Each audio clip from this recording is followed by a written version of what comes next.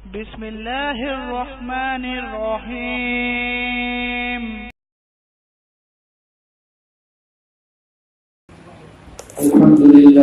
الحمد لله وحده والصلاة والسلام على من لا نبي بعده.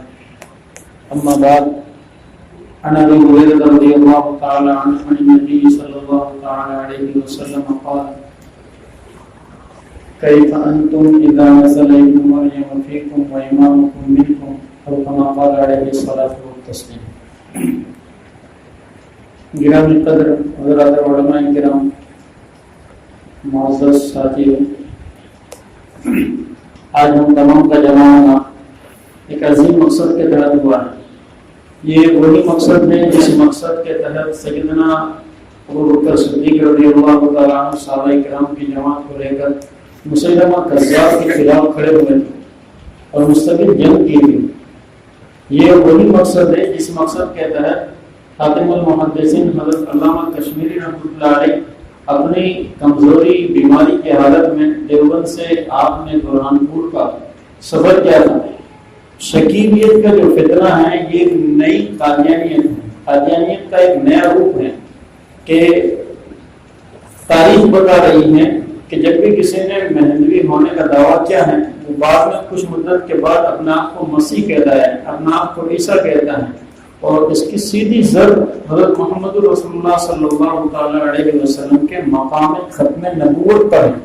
اور یہ مقام نبوت پر ڈاکہ ڈالتے ہیں کہ جس طرح غلام احمد قادیانی اس ملک کے اندر کھڑا ہوا تو اس کی پہلے کی جو زندگی ہے یہ بالکل کلین زندگی تھی کہ پہلے اس نے اپنا تعارف لوگوں کے درمیان کرایا اور لوگوں کے درمیان ایک مفکر، ایک اسلامک اسکالر، اسلام کی جانب سے دفاع کرنے والا، اور آریہ سماج اور عیسائی اور اسی طرح اور نیچریوں کو جواب دینے والا بڑے بڑے مناظرے کی. جب لوگوں میں اس کا تعارف ہو گیا اور لوگ اس سے متاثر ہوئے، اس کے بعد سب سے پہلا دعویٰ اس نے اپنے مہدی ہونے کا کیا. پھر رفتہ رفتہ اس نے مسیح ہونے کا دعویٰ کیا اور پھر 1900 کے بعد اس نے اپنے نبی ہونے کا دعویٰ کیا. تو جب بھی کوئی مہدی کے دعوے سے دعویٰ کر کے اٹھا ہے دنیا میں کہیں بھی آگے چل کر وہ بڑھتا ہی ہے. جیسا کہ شکیل بن حنیف کے جس نے 16 سال پہلے حضرت مولانا امام الحسن صاحب رحمۃ اللہ علیہ کی وفات کے بعد اس نے مہدی ہونے کا دعویٰ کیا، پھر مسیح ہونے کا دعویٰ کیا، اور پھر یہی حضرات احادیث مبارکہ میں اور قرآن کریم میں رد و بدل کر کے احادیث اور قرآن کریم کی تشریحات کو اپنی منمانی اور اپنے ذہن سے تبدیل کر کے لوگوں کو کنفیوز کرتے ہیں، لوگوں کو شکوک و شبہات میں ڈالتے ہیں. تو شکیلیت ایک قادیانیت کا نیا روپ ہے. ایک اہم کام ہے دین کا، ہماری اور ہماری نسلوں کی ایمان کی حفاظت کا ایک اہم کام ہے کہ جس کے لیے اللہ تعالیٰ نے ہم تمام کو چنا ہے، ہمیں توفیق دی ہے کہ جس کے لیے ہم آج یہاں جمع ہوئے ہیں. اور بار بار اللہ ہمیں یہ توفیق دے کہ ہم ان فکروں کو لے کر اپنے معاشرے میں اٹھیں کہ ہمارا معاشرہ اس سے پاک ہو جائے. کہ شروع سے 4 صدی کے بعد سے دنیا کے اندر مہدیت کے دعوے دار پیدا ہونا شروع ہوئے. سب سے پہلے شیعوں کے اندر یہ فتنہ اٹھا اور 4 صدی کے بعد جب الجامع الکافی شیعوں کی پہلی کتاب جو لکھی گئی اور اس میں امام مہدی کو امام غائب بتایا گیا، اور اس کے بعد مورخین نے لکھا ہے کہ دنیا میں سب سے زیادہ مہدیت کے دعوے دار شیعوں میں پیدا ہوئے.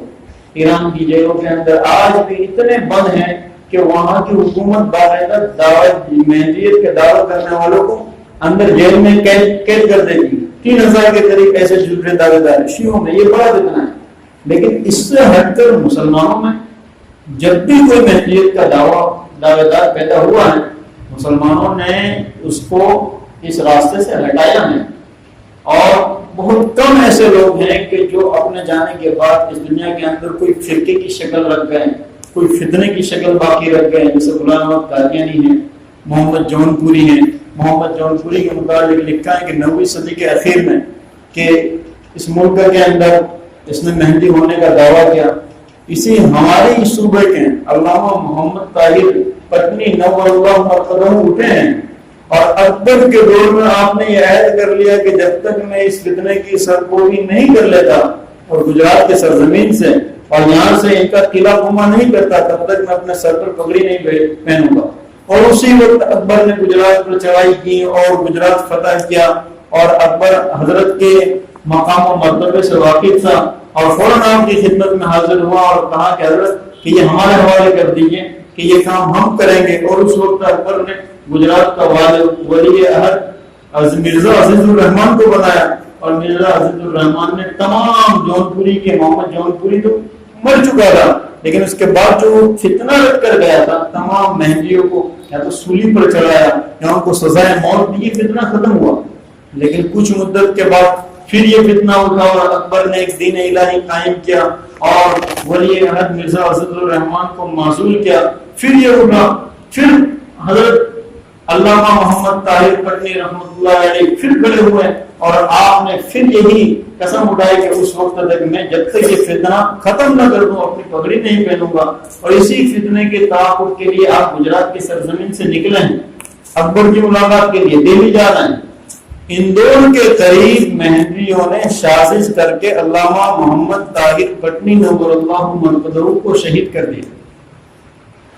لیکن تاریخ بتا رہی ہے کہ اللہ تعالیٰ نے ہر دور میں مرد مجاہد پیدا کیے, ان فکروں کو لے کر کھڑے کرنے والے پیدا کیے اور مسلمانوں میں ان فتنوں کے تعاقب کرنے والے ہمارے اسلاف بزرگان دین پیدا ہوئے. تو آج ہم تمام مختصراً آپ حضرات کے سامنے سب سے پہلے یہ سمجھیں گے کہ امام مہدی کی شخصیت کیا ہے, آپ کا مہدی ہونے کی حیثیت سے کیا حیثیت ہے. ہمارے بہت سے احباب خود جب یہ شکیلی اپنی دعوت چلاتے ہیں تو جو کنفیوز ہوتے ہیں, شکوک و شبہات میں آتے ہیں, وہ اس طرح آتے ہیں کہ وہ دعوت اس طرح چلاتے ہیں کہ حضرت محمد صلی اللہ علیہ وسلم خاتم النبیین ہیں, آپ آخری رسول ہیں. تو اب آپ کا کسی ایک بندے کا اس طرح انتظار کرنا کہ جو دجال کا مقابلہ کرے گا, جو دنیا کے اندر اسلامی نظام کو قائم کرے گا, کیا ضرورت ہے جب آپ آخری نبی ہیں, جب وہ نبی بھی نہیں ہوں گے, آپ کو نبی بھی نہیں مانتے. اس طرح کے شو سے چھوڑ کر عوام الناس کو گمراہ کرتے ہیں, شکوک و شبہات میں ڈالتے ہیں. تو حضرت امام مہدی کی شخصیات کو لے کر ہمارے اپنے ساتھیوں میں بھی جب یہ باتیں آتی ہیں تو شکوک و شبہات پیدا ہوتے ہیں. تو انشاءاللہ ہم مختصراً یہ جانیں گے کہ آپ کی شخصی اعتبار سے حیثیت کیا ہے, آپ کا مقام و مرتبہ کیا ہے. احادیث مبارکہ میں اللہ کے رسول صلی اللہ تعالی علیہ وسلم نے آپ کے متعلق کیا ارشاد فرمائے, کیا پیشین گوئیاں ارشاد فرمائی ہیں. آپ علیہ الصلوۃ والسلام نے جو پیشین گوئیاں ارشاد فرمائی ہیں دو طرح کی ہیں, ایک مجازی ہے, ایک حقیقی ہے. مجازی سے مراد کہ جیسے آپ نے حضرت اپنے ازواج مطہرات کے متعلق ارشاد فرمایا تھا کہ سب سے پہلے مجھ سے قریب, سب سے پہلے مجھ سے وہ خاتون, وہ اہلیہ ملے گی کہ جس کے ہاتھ بڑے ہوں گے. اب اس وقت صحابیات آپ کی اس پیشین گوئی کو نہیں سمجھ پائے, لیکن یہاں پر مجاز مراد ہے. جب سب سے پہلے حضرت زینب رضی اللہ تعالیٰ عنہ کی وفات ہوئی, اب لوگوں کو سمجھ میں آیا کیا درازگی ہاتھ سے مراد سخاوت ہے. اور اس طرح آپ کی پیشین گوئیوں کا ایک سب سے بڑا ذخیرہ حقیقی معنی میں ہے. جیسا کہ شخصیات کے متعلق آپ کی پیشین گوئی ہیں, حضرت مہدی کے متعلق, حضرت عیسیٰ علیہ السلام کے متعلق, دجال کے متعلق, اس میں تمام تر باتیں ہیں کہ وہ شخصیات کہاں ہوں گی, وہ شخصیات کیسے ہوں گی, وہ شخصیات کا دور دنیا میں کب آئے گا. اور یہ ایسی پیشین گوئیاں ہیں کہ جس میں ذرہ برابر بھی کوئی تبدیلی کر دیں ایسا امکان ہی نہیں ہے. چاہے آج کا شکیل ابن کتنی ہی کوشش کر لیں, لیکن وہ اپنے آپ کو مہدی ثابت نہیں کر سکتا. وہ جھوٹا ہے, کذاب ہے. تو ہم ان علامات مہدی کو مختصراً سمجھنے کی کوشش کریں گے اور اس کے بعد کہ اس فرقے کا تعاقب کیسے کیا جائے. ملک کے اندر فی الحال صورتحال یہ ہے کہ اکثر صوبوں کے اندر بڑے ایک سازش کے تحت شکیلیت کی دعوت کو عام کیا جا رہا ہے, شکیلیت کو پھیلایا جا رہا ہے. ملک میں مختلف ریاستوں میں اس کے مختلف طریقہ کار ہیں. مختصراً حضرات کے سامنے وہ بھی میں انشاءاللہ پیش کروں گا. سب سے پہلے کہ حضرت امام مہدی علیہ الرضوان کی شخصیت, کہ آپ کس حیثیت سے تشریف لائیں گے, کہ ہم اس بات کو سمجھیں. حضرت امام مہدی علیہ الرضوان جو امت میں تشریف لے آئیں گے تو آپ کی حیثیت جو ہوگی وہ ایک مجدد ہونے کی حیثیت سے آپ تشریف لائیں گے. بنی اسرائیل میں اور پہلی امتوں میں اللہ تعالیٰ کا ایک نظام تھا کہ جب بھی دھرتی پر زمین پر جب بھی کوئی برائی عام ہوتی اور جب بھی بدعت اور خرافات عام ہونے اور دین کے معاملے کو دنیا کے ساتھ ملا دیا جاتا ہے، اللہ تعالیٰ اس پیغمبر کو مبعوث فرماتے ہیں، لیکن اللہ تعالیٰ نے نبوت کا سلسلہ جناب محمد رسول اللہ صلی اللہ تعالیٰ علیہ وسلم پر ختم فرمایا اور آپ کو خاتم النبیین اور خاتم النبیین بنا کر آپ کو مبعوث کیا۔ اب کوئی نبی نہیں آئیں گے، لیکن اللہ کے نبی علیہ الصلوۃ والسلام ارشاد فرماتے ہیں کہ ان اللہ یبعث لهذه الامہ، کہ اللہ تعالیٰ میری اس امت کے اندر ہر 100 سال پر ایک مجدد کو پیدا کرے، جو اس دین کے اندر جو کمیاں پیدا ہوئی ہوگی، جو دین دنیا کے نظام میں دین کو لے کر جو خرابیاں پیدا ہوں گی، امت کو اس سے پاک کریں گے، امت کو اس سے صاف کریں گے۔ تو اس امت میں نبیوں والا نظام نہیں، حضرت محمد صلی اللہ علیہ وسلم آخری نبی ہیں۔ اب ہر 100 سال پر اللہ تعالیٰ ایک مجدد کو پیدا فرمائیں گے، اور وہ مجدد کا کام یہ ہوگا کہ اس دھرتی پر اسلام کی صحیح ترجمانی، اسلام میں اور دین میں جو غلط باتیں مل چکی ہیں، جو ملا دی گئی ہیں، جو تعویلات غلط تر کر دی گئی ہیں، ان کی تشریحات کو پیش کریں گے۔ اس امت میں سب سے پہلے مجدد صحابہ کرام کے بعد حضرت عمر بن عبدالعزیز رحمۃ اللہ علیہ ہوئے، اور حضرت عمر بن عبدالعزیز رحمۃ اللہ علیہ کی وہ خصوصیات تھی جو اس کے بعد کسی مجدد میں نہیں۔ وہ خصوصیت صرف حضرت امام مہدی علیہ السلام میں ہوگی کہ حضرت عمر بن عبدالعزیز رحمۃ اللہ علیہ محققین نے لکھا ہے کہ بیک وقت مجدد بھی تھے اور بیک وقت خلیفہ بھی تھے، اور یہی حیثیت حضرت امام مہدی علیہ الرضوان کی ہوگی کہ آپ جب تشریف لائیں گے تو بیک وقت مجدد بھی ہوں گے اور بیک وقت خلیفہ بھی ہوں گے۔ کہ جس دوسری جگہ اللہ کے نبی علیہ الصلوۃ والسلام نے ارشاد فرمایا کہ میری امت کے اندر 12 خلیفہ ہوں گے۔ ایک جگہ ارشاد فرمایا کہ خلافت راشدہ 30 سال تک قائم ہوگی، 30 سال تک رہے گی، کہ حضرت حسن رضی اللہ تعالیٰ عنہ کی خلافت تک یہ 30 سال خلافت راشدہ کا دور ہے۔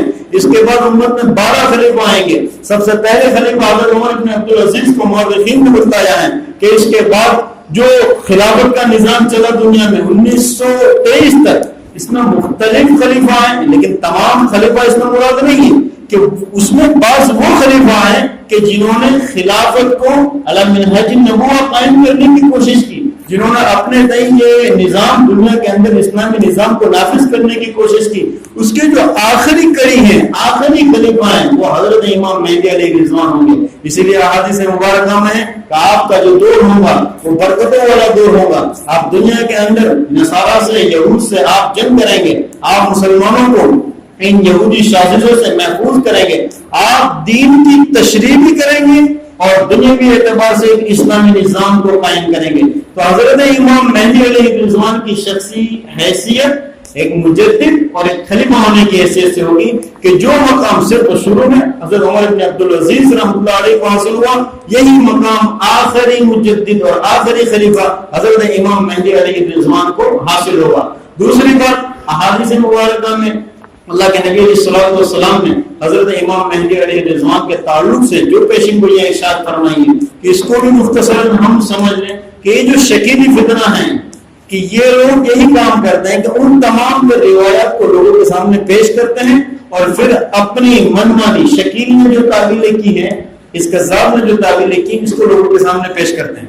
جیسے حدیث مبارکہ میں آتا ہے، اللہ کے رسول صلی اللہ علیہ وسلم ارشاد فرماتے ہیں المہدی من عطرتی، کہ مہدی میری اولاد میں سے ہوں گے، میرے خاندان میں سے ہوں گے، ہوا من ولد فاطمہ، وہ فاطمہ رضی اللہ تعالی عنہا کے بطن سے ہوں گے، سیخرج من صلبہ رجل، کہ اسی کی صلب سے یعنی حضرت حسن کی اولاد میں سے وہ پیدا ہوں گے۔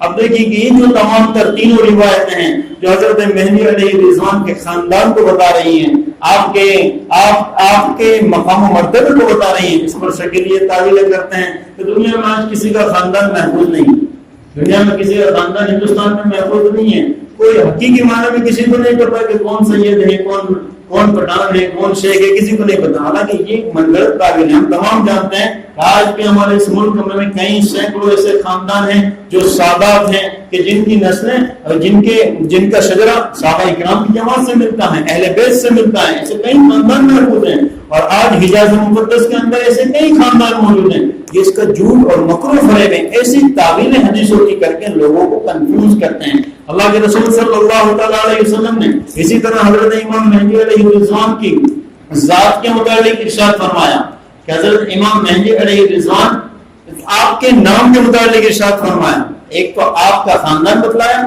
کہ آپ اہل بیت سے ہوں گے، اور دوسرا ہے کہ آپ کا نام یواقی اسمی و اسم ابی اسم ابی، کہ حضرت مہدی علیہ الرضوان جو ہوں گے ان کا نام میرے نام کی طرح ہوگا، یعنی کیا ہوگا؟ محمد، اور ان کے والد محترم کا نام میرے والد محترم کی طرح ہوگا، یعنی عبداللہ۔ امام مہدی علیہ الرضوان جو اس دنیا میں تشریف لائیں گے، پیدا ہوں گے، ان کا نام محمد بن عبداللہ ہوگا۔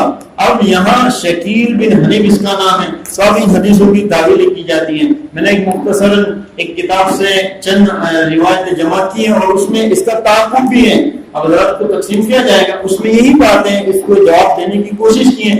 یہ اس لیے کہ کبھی آپ کے سامنے کوئی ایسا ہمارا کوئی مسجد کا ساتھی یہ بات کرے تو ہم آسانی کے ساتھ اس کے ذہن کو صاف کر سکتے ہیں کہ شکیل یہاں پر یہ تعویل کرتے ہیں کہ شکیل کے نام کے آگے بھی محمد ہیں۔ اب دیکھیے یہ کیسی بچکانہ تعویل ہے، ہر کوئی جانتا ہے کہ مسلمان، تمام مسلمان اپنے نام کے آگے محمد کا نام تو لگاتے ہی، اس کا حقیقی نام شکیل ہے لیکن اب لگا دیا محمد شکیل بن حنیف۔ اب جب آگے عبداللہ ہے اللہ کے روایت کے اندر تو اس کی تعویل کی جاتی ہیں کہ روایت میں عبداللہ سے مراد حضرت ابراہیم کا خاندان ہے اور حضرت ابراہیم کی ایک صفت حنیف بیان کی گئی ہے، لہذا اس کا نام شکیل بن حنیف۔ یہ جو بچکانہ تعویلیں ہیں یہی اسی طرح یہ لوگ لوگوں میں دعوت دیتے ہیں، لیکن احادیث مبارکہ یہ واضح کر رہی ہیں کہ دنیا میں کوئی جھوٹا مہدی دعویٰ کر ہی نہیں سکتا اور ثابت رہ ہی نہیں سکتا کہ اللہ کے نبی صلی اللہ علیہ وسلم نے صاف واضح فرما دیا کہ وہ محمد بن عبداللہ کے نام سے دنیا میں زندگی گزاریں گے، اور آگے ارشاد فرمایا کہ وہ کہاں ہوں گے؟ رجل من اہل المدینہ، وہ مدینہ المنورہ میں پیدا ہوں گے۔ اور یہ کہاں پیدا ہوا ہے؟ یہ بہار میں۔ اب اس کی اس حدیث پاک کی وہ تعبیر کرتا ہے کہ مدینہ سے مراد یہاں کے شہر ہے، چاہے دنیا میں کہیں بھی پیدا ہو جائیں، اس طرح تو دنیا میں ہر گھر کے اندر ایک مہدی ہونے کا دعویٰ کر سکتا ہے۔ ان کی جو تعویل ہے، اصل یہ تعویل ہے اس لیے بتانا ضروری ہے کہ بہت سی دفعہ ہمارے ساتھی ان کا تعارف سن کے گھبرا جاتے ہیں کہ یہ تو تیاری کے ساتھ آتے ہیں، ان لوگوں کے پاس ان لوگوں کو تیار کیا جاتا ہے، کچھ تیار نہیں کیا جاتا ہے، ان کی دعوت صرف جھوٹ پر مبنی ہے۔ آپ ان سے صرف ایک حدیث کا صحیح مطالبہ کر لیجیے، ان کو تعویل نہ کرنے دیں۔ کیا تعویل کی ضرورت؟ ہم تو محمد صلی اللہ علیہ وسلم کی فرمان ہمارے لیے کافی ہیں۔ آپ جو شخصیات کے متعلق جو پیشین گوئیاں ہیں اس قدر واضح ہے کہ وہاں تعویل کی گنجائش ہی نہیں ہے۔ آپ نے فرما دیا رجل من اہل المدینہ، اور مؤرخین محدثین تمام کے تمام متفق ہیں کہ اللہ کے نبی صلی اللہ علیہ وسلم جب لفظ مدینہ ارشاد فرماتے ہیں تو اس سے مراد وہی شہر ہوتا ہے جہاں آپ نے ہجرت کی، جہاں آپ مدفون ہیں، اس سے مراد کوئی اور نہیں ہے۔ احادیث مبارکہ میں یہ شواہد موجود ہیں کہ حضرت امام مہدی علیہ الرضوان مدینہ المنورہ میں پیدا ہوں گے، چاہے شکیل کتنی ہی تعویلیں کر لیں۔ اللہ کے نبی صلی اللہ علیہ وسلم نے آگے صاف اعلان فرما دیا کہ مہندی کب آئیں گی، لہذا آپ نے ایک چند علامتیں ارشاد فرمائی کہ حضرت امام مہدی علیہ الرضوان کا جب ظہور ہوگا اس وقت مدینہ المنورہ میں حجاز مقدس میں ایک خلافت کے لیے جب ایک بادشاہ کی موت ہوگی اور وہاں خلافت کا نظام قائم کرنے کے لیے لوگ کسی کو خلیفہ بنانے کی تیاری کریں گے، حضرت امام مہدی علیہ الرضوان کی عمر مبارک اس وقت 40 سال کی ہو چکی ہوگی، اور آپ کو اندر ہی اندر دل میں احساس ہوگا کہ لوگ کہیں مجھے خلیفہ نہ بنا دیں، تو آپ اس خوف سے اس خلافت کے منصب سے بچنے کے لیے مدینہ المنورہ سے مکہ المکرمہ تشریف لائیں گے۔ جب آپ مکہ المکرمہ میں طواف کریں گے، روایتوں میں آتا ہے کہ پہلی مرتبہ مکہ المکرمہ کے اہل علم آپ کے حلیے اور چہرے مبارک کو دیکھ کر پہچان لیں گے، لیکن ابھی فیصلہ نہیں کریں گے کہ آپ امام مہدی ہیں۔ پہلی مرتبہ جب آپ حرم محترم میں کعبۃ اللہ شریف کا طواف کرتے ہوں گے اس وقت کچھ لوگ آپ کے متعلق پہچان لیں گے، دینی اعتبار سے مطمئن ہو جائیں گے، لیکن ابھی ظاہر نہیں کریں گے۔ دوسری مرتبہ دوسرے دن امام مہدی علیہ الرضوان کے متعلق پھر باتیں شروع ہوں گی خلافت کے متعلق، وہی لوگ جن کو دل کے اندر ایک خیال آیا تھا کہ یہی شخص جو محمد بن عبداللہ ہیں مدینہ المنورہ کا رہنے والا یہی امام مہدی ہیں، اور وہ مکہ المکرمہ کے اہل علم ہوں گے، محدثین ہوں گے، اللہ کے ولی صفت بندے ہوں گے، وہ لوگ پھر وہ تلاش کریں گے کہ ان کا مقام کہاں ہے، یہ کہاں رہتے ہیں، پھر امام مہدی علیہ رضوان کو وہاں سے تلاش کر کے لائیں گے اور مقام ابراہیم کے درمیان، مقام ابراہیم اور حجر اسود کے درمیان آپ کے ہاتھ پر سب سے پہلے مکہ کے اہل علم بیعت کریں گے۔ یہ اللہ کے نبی علیہ الصلوۃ والسلام نے پیشن گوئی فرمائی ہے کہ کہاں ہوں گے، کب ہوں گے، یا حالات اجازت مقدس میں پیدا ہوں گے تب امام مہدی کا ظہور ہوگا۔ اور اس کے بعد ارشاد فرمایا کہ جب آپ پہلی مرتبہ مکہ کے اہل علم بیعت فرمائیں گے اور اس کے بعد حضرت امام مہدی علیہ رضوان جب مکہ المکرمہ سے نکلیں گے مدینہ المنورہ کی جانب نظام کو، خلافت کے نظام کو قائم کرنے کے لیے، دوسری طرف شام میں ایک سفیانی کا لشکر ہوگا، ایک ظالم بادشاہ ہوگا، نصارہ کی حکومت ہوگی، اسے فوراً اطلاع ہوگی کہ خلافت کا نظام قائم ہو رہا ہے، وہ فوراً ایک لشکر کو بھیجے گا۔ اللہ تعالیٰ اس لشکر کو مقام بیدا میں جو مکہ اور مدینہ المنورہ کے درمیان ہے وہاں دھسا دیں گے۔ یہ سب سے بڑی علامت ہے کہ امام مہدی کب آئیں گے۔ اب یہ شکیل اور اس طرح کے جتنے لوگ دعوے کر لیں ایسے کوئی حالات دنیا میں ان کے زمانے میں پیدا ہی نہیں ہوئے ہیں۔ اللہ کے نبی علیہ الصلوۃ والسلام نے اسی طرح ارشاد فرمایا کہ امام مہدی علیہ رضوان پھر خلافت کے نظام کو قائم فرمائیں گے اور قائم فرمانے کے بعد سب سے پہلا رخ آپ شام کی جانب کریں گے اور یہاں آپ کی نصارہ سے بڑی جنگ ہوگی۔ اس طرف 300 پہلی جو جنگ ہوگی اس میں 313 ہوں گے امام مہدی علیہ رضوان کے ساتھ، دوسری طرف کئی ہزاروں کی تعداد میں ہوں گے، لیکن اللہ تعالیٰ امام مہدی علیہ رضوان کو کامیابی دیتے جائیں گے۔ یہ آپ کو اللہ تعالیٰ کی مدد اور نصرت آپ کے شامل حال ہوگی اور اس طرح پھر آپ روم بھی فتح کریں گے، قسطنطنیہ بھی فتح کریں گے، دنیا کے اندر ایک نظام، اسلامی نظام کو قائم کریں گے۔ حضرت امام مہدی کا جو ظہور ہے یہ 40 سال کے بعد، کہ 40 سال کی جو مدت ہے وہ خود امام مہدی علیہ رضوان کو بھی احساس نہیں ہوگا کہ میں امام مہدی ہوں۔ یہ دنیا کے اندر اللہ تعالیٰ من جانب اللہ ایک نظام پیدا کریں گے، لوگوں کو دلوں کے حال کو بدلیں گے اور پھر لوگ 40 سال کی جب امام مہدی حضرت محمد بن عبداللہ یعنی امام مہدی علیہ رضوان ہو جائیں گے اس وقت لوگ ان کے سامنے بیعت ہو جائیں گے۔ حضرت امام مہدی علیہ رضوان 40 سال کے بعد دنیا کے اندر 9 سال رہیں گے۔ حدیث مبارکہ میں آپ 9 سال رہیں گے، 8ویں سال دجال کا ظہور ہو جائے گا۔ روایتوں میں کہ آپ کی مہدویت کے ظہور کے بعد 8ویں سال دجال کا ظہور ہوگا اور اسی کے قریب حضرت عیسیٰ علیہ السلام کا نزول ہوگا اور پھر 9ویں سال حضرت امام مہدی علیہ رضوان وفات پا جائیں گے۔ حضرت عیسیٰ ابن مریم علیہ السلام آپ کو غسل دیں گے اور آپ کی نماز جنازہ پڑھیں گے۔ یہ صاف صریح روایتیں ہیں حضرت امام مہدی علیہ رضوان کے متعلق جو کہیں سے کہیں تک شکیل بن حنیف پر نہیں فیل ہوتی۔ یہ میں نے اس لیے بتائی کہ جب آپ کے سامنے کوئی ایسا نمائندہ شکیل کا کوئی ایسا بندہ آ جائے، آپ جب یہ روایتیں پیش کریں گے تو وہ فوراً آپ سے دور ہٹنے کی کوشش کرے گا۔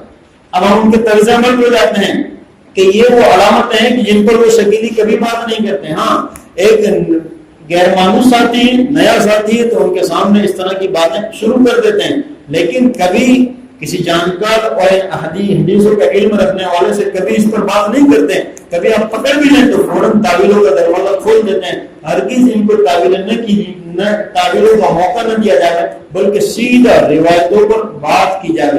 حضرت امام مہدی علیہ رضوان کی سب سے بڑی علامت کہ امام مہدی علیہ رضوان خود کبھی دعویٰ نہیں کریں گے کہ میں مہدی ہوں، اور جھوٹے مہدویوں کی سب سے بڑی علامت کہ جتنے بھی دنیا میں پیدا ہوئے سب نے دعویٰ کیا کہ میں مہدی ہوں۔ یہ سب سے بڑی علامت ہے ان کی جھوٹے ہونے کی کہ انہوں نے دعویٰ کیا کہ میں مہدی ہوں، چاہے وہ دنیا کی کسی بھی مقام پر دعویٰ مہدیت کرتے ہیں۔ شکیل نے بھی دعویٰ کیا جبکہ ایسی کوئی روایت موجود نہیں ہے۔ ہاں بلکہ یہ ملتا ہے کہ امام مہدی کبھی دعویٰ نہیں کریں گے کہ میں مہدی ہوں۔ لیکن جانب اللہ تعالیٰ لوگوں کو دلوں میں القاء فرمائیں گے اور لوگ مطمئن ہوں گے اور ان کے ہاتھ پر بیعت ہوں گے۔ کہ امام مہدی علیہ رضوان کی علامات کے تذکرے کے بعد شکیلی فتنہ کی سرگوئی ہم کیسے کریں؟ ملک میں مختلف صوبوں کے اندر یہ فتنہ ہے۔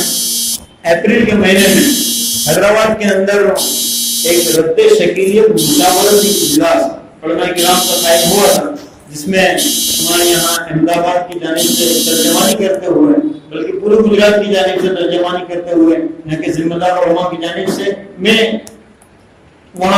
نے وہاں پہ شرکت کی تھی۔ تو وہاں تمام 17 صوبوں سے 17 ریاست سے علماء کرام آئے تھے۔ دارالعلوم دیوبند سے بھی علماء کرام تھے. حضرت مولانا خالد سیف اللہ دامت برکاتہ کی سرپرستی میں یہ پروگرام طے ہوا تھا. تو وہاں جو مختلف شعبوں کی کارگزاریاں آئی ہیں، اس میں صوبہ مہاراشٹر کی ایک بہترین کارگزاری تھی ممبرا ڈسٹرکٹ کی، کہ یہاں شکیلیوں کا بڑا زور ہے. یہاں تک کہ مستقل 2 سینٹر عوام میں قائم ہو گئے. سینٹر کمپلیکس میں دکانیں آفس کی شکل اختیار کر گئی ہیں، اور وہاں سے باقاعدہ ان کا پیمپلیٹ شائع ہو رہے ہیں، وہاں مستقل ان کی مجلسیں ہو رہی ہیں، وہاں ان کے جو امیر ہوتے ہیں وہ آتے ہیں. ان کا ایک پورا نظام ہے. شکیل جس نے مہندی ہونے کا دعویٰ کیا، اب یہ اپنے ماتحت میں علاقہ وار اور صوبہ وار امیر بناتا ہے.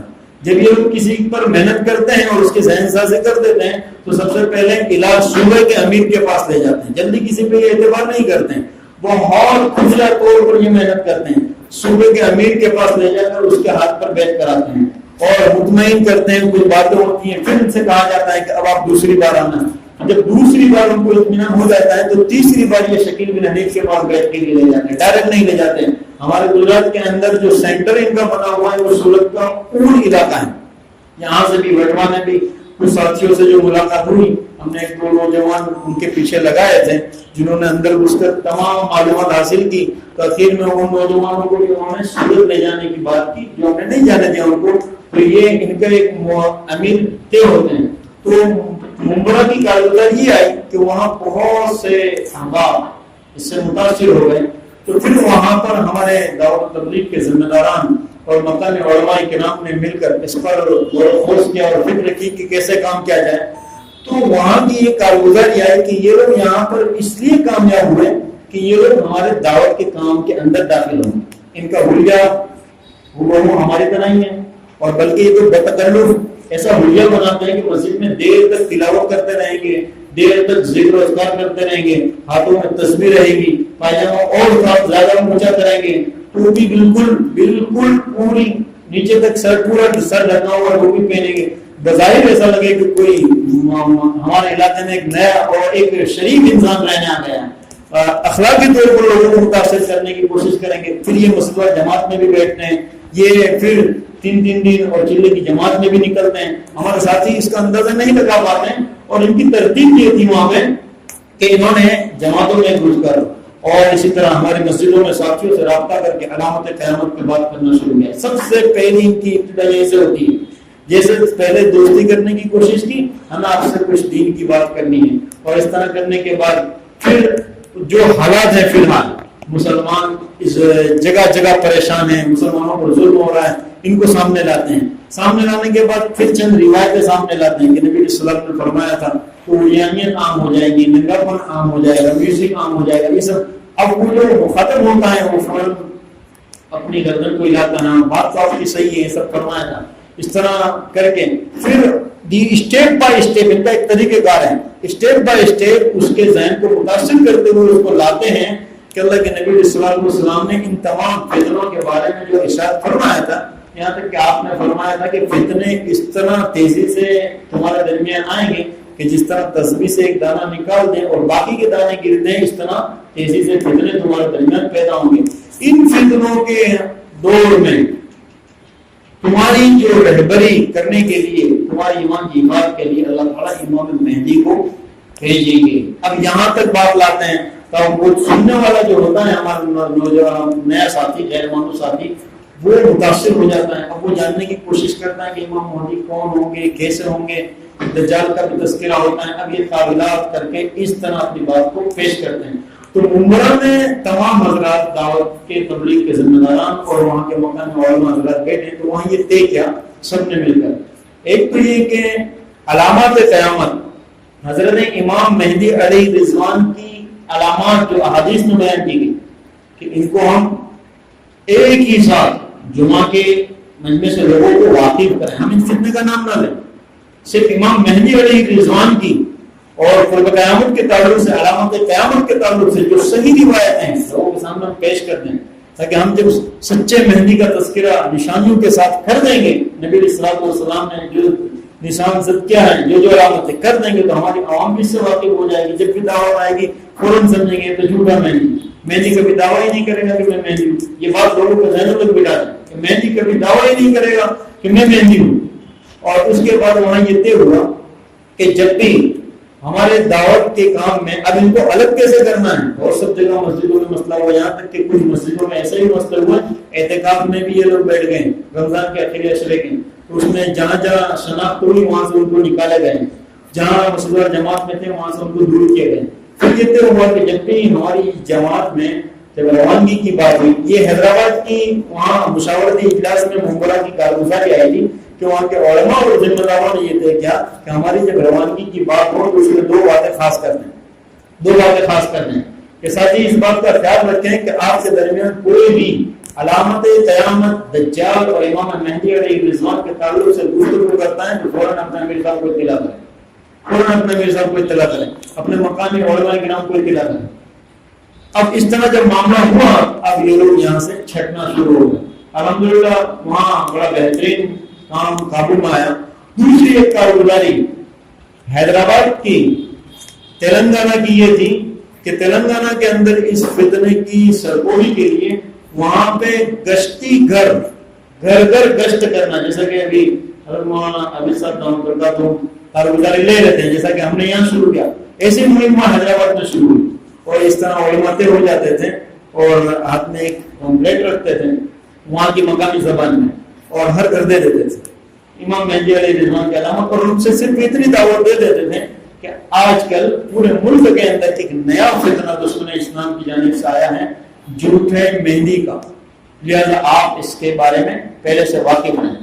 ہر گھر یہ دعوت پہنچا دی جائے ہماری جانب سے, تو ہماری بستی ہماری مسجد کے قرب و جوار کے ایریے اس سے محفوظ رہیں گے. یہ ہماری ذمہ داری ہے اور یہ ایک عظیم کام ہے. ہم انفرادی کریں, چاہے کبھی ہم نے جو جوڑی دیکھی ہے ساتھی کسی وجہ سے نہیں آئے, لیکن کریں, یہ بہت اہم کام ہے.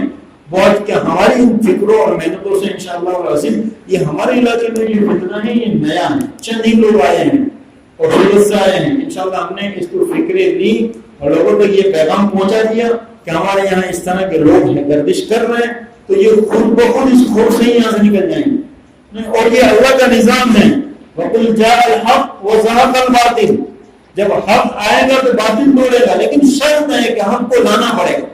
ہم یہ سوچیں کہ علامت مہندی حدیث مبارکہ میں موجود ہے, صحیح روایتیں, مسلمان ان سے متاثر نہیں ہو سکتے, یہ ہماری غلط سوچ ہے کہ ہمیں اس حق کو جو علامت مہندی احادیث مبارکہ میں موجود ہے لوگوں کے درمیان لانا پڑے گا. حق آئے گا تبھی باطل بھاگے گا, اور حق آنے کا مطلب نہیں کہ لوگوں تک حق کا پیغام پہنچانا پڑے گا. اہل حق جب اٹھیں گے اس دعوت کے لیے کوئی انتشار نہیں, کوئی لڑائی جھگڑے والی بات نہیں, پیار محبت سے حکمت سے ہر ایک کو یہ بات پہنچا دیں. ہاں کبھی ایسا ہو جائے کہ کوئی شکیلی آپ کی مسجد میں آ جائیں یا کہیں ملاقات کر رہا ہے کارخانے میں, آپ کو اطلاع ملتی ہے لیکن آپ اس سے بات نہیں کر سکتے, کوئی بات نہیں, اس کو موقع نہ دے بھاگنے کا. پہلے سے اس کارخانے کے مالک سے اور اسی طرح مسجد میں آتے ہیں تو مسجد میں تیاری کر لیں, ہمیں اطلاع کر دیں. ایک پوسٹر ہم نے شاید کیا ہے, امام مہدی علیہ الرضوان اور حضرت عیسیٰ علیہ السلام کی علامت ہے کتاب و سنت کی روشنی میں. گجراتی میں ہم نے کرایا ہے مسجد میں لگانے کے لیے تاکہ سب لوگ اس سے واقف ہو جائیں. اب ترتیب کیا کریں, اس میں ہم نے ہمارا نمبر بھی دیا ہے کہ آپ لوگ کبھی بھی آرام سے وقت طے کر لیں. ہمیں بتا دیں کہ وہاں کل ہمیں ملاقات کی ترتیب بنانی ہے یا آج عشاء کے بعد ملاقات کی ترتیب بنانی ہے. اچھا, ان کا ایک اہم مشن, ان کی جو ترتیب ہے اس میں کہ یہ لوگ عشاء کی نماز کے بعد محنت کے لیے نکلتے ہیں. یہ تمام شعبوں کی کارگزاری. پہلا جو مشاورتی اجلاس حیدرآباد میں ہوا, ابھی اگست میں دوسرا مشاورتی اجلاس اندور میں ہوا. دارالعلوم دیوبند سے اور ملک کے ذمہ دار علماء کرام کی جانب سے یہ طے ہوا ہے کہ ہر 4 مہینے کے بعد تمام شعبوں کو لے کر, قادیانیت اور شکیلیت کو لے کر کارگزاری کا پروگرام کیا جائے, مشاورتی پروگرام. تیسرا پروگرام آئندہ یعنی فروری میں جے پور میں طے ہوا ہے. تو یہاں وہاں تمام شعبوں کی کارگزاری آتی ہے, تو ان تمام جگہ سے ایک بات خاص آئی کہ ان کا جو مشن میں, ان کے اصول میں ایک بات ہے, یہ لوگ عشاء کی نماز کے بعد نکلتے ہیں اور عشاء کے بعد نماز کے بعد سے رات کو 1 بجے تک محنت کرتے ہیں. اور ان کی ترتیب یہ ہے کہ یہ دونوں کی ٹولی بن کے مختلف مسجدوں میں جاتے ہیں, ڈائریکٹ نہیں پکڑ لیتے ہیں, مانوس کرنے کی کوشش کرتے ہیں, اچھے انداز میں سلام کرتے ہیں. کہیں جہاں نوجوان بیٹھتے ہیں وہاں قریب میں بیٹھ کر وہاں بس 2-3 بیٹھ کر تذکرہ شروع کر دیتے ہیں. حضرت امام مہدی علیہ السلام کے تعلق سے، دجال کے تعلق سے، ایک کہے گا کہ دجال تو آ چکے ہیں، دجال آ چکا ہے، خدا نہیں ہے، تو اب جو قریب میں جو مسلمان کھڑے ہیں یہ سب اس طرح کی گفتگو ہوتی ہے تو فوراً متاثر ہوتے ہیں کہ بھائی یہ کیا بات کر رہے ہیں، تو اب وہ ان کا کام اس طرح ہوتا ہے اور یہ فوراً ان کی توجہ رہتی ہے کہ یہ ہماری طرف آ رہا ہے، شکار آ رہا ہے، اب اس سے دوستی کر کے وقت لے کے روزانہ کی وہاں پر ان کی باتوں کی مجلس سے شروع ہو جاتی ہے. تو ان کے کام کی ترتیب ہے عشاء کے بعد سے 1 بجے تک. تو ہم ذرا فکر مند ہو جائیں اپنے مسجد میں بھی اور محلے علاقے میں بھی کہ ان کے جو چہرے ہیں دیکھیں کہ جیسا کہ ابھی مولانا صاحب بتا رہے تھے کہ یہاں کہیں 2-3 بار نظر آئے تو یہاں پر ہم نظر کریں مستقل. عشاء کے بعد وہاں کہیں بیٹھتے ہیں چوراہے پر، ہوٹل پر، یہ ان کی ترتیب یہی ہے. اگر تھوڑی ہم نے فکر کر لی اور ان کے پیچھے دوڑنا شروع کر دیا تو خود بخود انشاءاللہ یہ علاقہ چھوڑ دیں گے اور ان سے ہمیں باہر چوراہے کے راستے پہ بحث شروع نہیں کرنی، بس وقت لگے. ان کو احساس نہ ہونے دیں کہ میں کسی عالم سے رابطے میں ہوں، احساس نہ ہونے دیں. علماء کے سب سے بڑے دشمن ہوتے ہیں. جس طرح غلام احمد قادیانی نے اپنی دعوت جو پھیلائی اور اس نے اہم جو مشن چلایا تھا علماء کے خلاف، علماء کو عوام سے کاٹو، عوام کو علماء سے کاٹو، علماء کی برائی تو علماء کی نہ مانو، جھوٹ بولتے ہیں. اب لاکھوں کروڑوں میں جو ایک مسئلہ علماء کی جماعت میں ہوا اس کو لا کر کے لوگ اس کا شور مچاتے ہیں. علماء تو ویسے ہیں، علماء تو یہ ہیں، علماء یہ ہیں، اور علماء کی بات آتے ہی فوراً کاٹ دیتے ہیں کہ صاحب حدیث موجود ہے، آپ عالم کے پاس جانے کی بات کیوں کرتے ہیں؟ ہم آپ سے بات کرتے ہیں، آپ ہم سے بات کرو. تو یہ جہاں کہیں عالم پہنچتے یہ فوراً روانہ ہو جاتے ہیں. علماء سے دوری، عوام کو علماء سے کاٹنے کی کوشش کرتے ہیں. تو ہم بھی یہ کوشش کریں کہ کبھی ایسا موقع آ جائے تو ہم سے رابطہ کریں، وقت لے لیں، انشاءاللہ آپ جب بھی بلائیں گے ہم آ جائیں گے اور ہم بڑے اخلاق سے پیار محبت سے گفتگو کریں گے. کوئی ایسی انتشار اور جھگڑے والی بات نہیں ہوگی اور ہم ان سے دلیل کا مطالبہ کریں گے. اور یہ ہمارا تجربہ ہے کہ جب حدیثیں مانگی گئی ہیں تب ان سے مطالبہ کیا گیا ہے، کبھی پیش نہیں کرتے. جھوٹی حدیثیں ہم اپنے پیش کرتے ہیں.